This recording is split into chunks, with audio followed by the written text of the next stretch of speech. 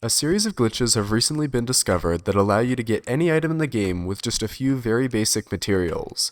The only material that isn't extremely easy to obtain is a bass statue, which can be found in the lower regions of the underground desert. Yuri, the discoverer of all these glitches, wrote a gigantic handbook detailing it all. Nothing here would be possible without his findings. All of these glitches require you to start with 2 players on the same server. For this demonstration, I have player 1 and player 2 on the same computer, but you can also have the players on separate computers. Once you get in, create this device.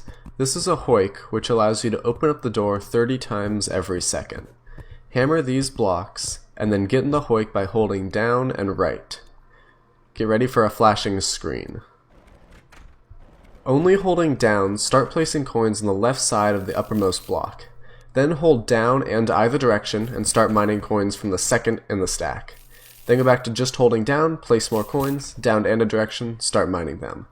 Eventually, the door on player 1's screen will break, but it'll still be there on player 2's screen. Now do a little bit of cleanup and place these 4 blocks along the top. Make sure the door is open and also place a block down here.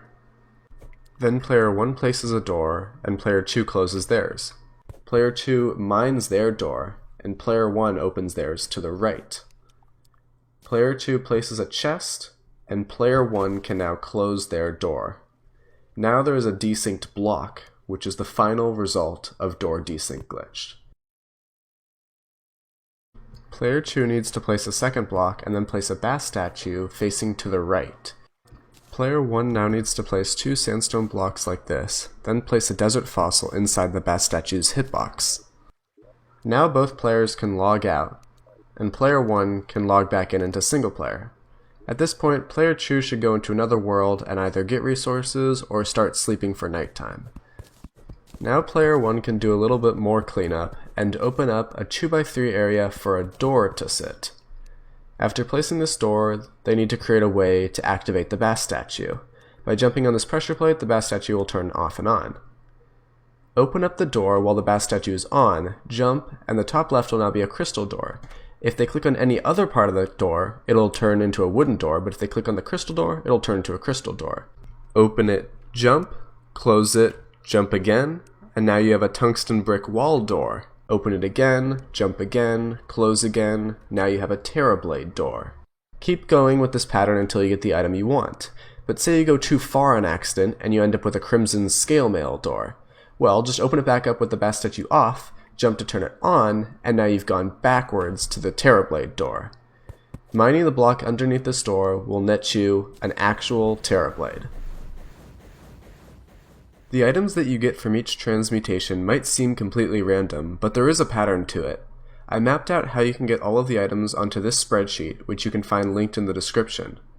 If you look at the item IDs, you can see that each transmutation increases the number by 36, and each door changes the starting value by 1. This basic method of transmutation does have its drawbacks.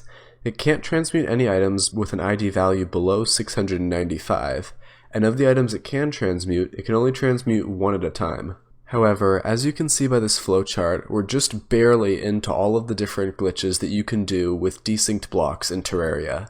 Thanks again to Yuri for discovering and documenting all of these crazy ways to break the game. Again, if you want to know why any of these glitches work, check out his handbook in the description.